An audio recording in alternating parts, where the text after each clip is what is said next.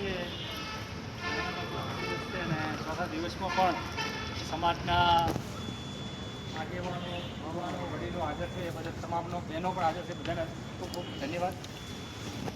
આજે હું એક ગામ હતો પણ આ પરણભાઈનો ફોન આવ્યો તમને મારી રીતે પણ એમ કે એટલે પણ લડાઈ છે ને એ લડવી એ કાયદાકીય લડાઈ એ આપણે બધા સમજીએ છીએ અને આપણે 4 દિવસથી કાયદાકીય લડત લડી.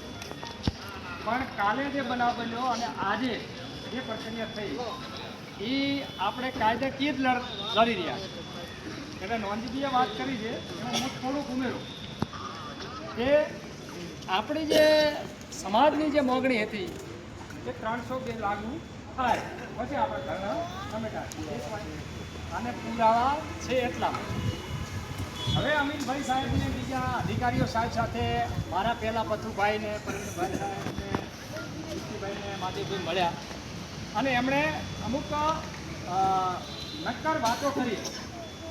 એના આધારે આપણે અત્યારે એમની વાતોના ન્યાયની બાબતમાં આપણે આજે મારા પહેલાં પણ તો મંત્રીએ કીધું અને તમે બધાએ કીધું કે આપણે આ ધરણાને આજે એ બાંયધરી આપે છે અને આપણે 5 દિવસ માટે 5 દિવસની બ્રેક મારી અને આપણે ધરણા અત્યારે સમેટીશું.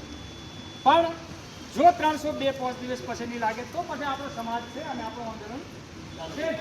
પણ અત્યારે બધાએ તમે સહમત છો, આપણો સમાજ સહમત છે, પીડિત પરિવાર સહમત છે, આગેવાનો સહમત છે.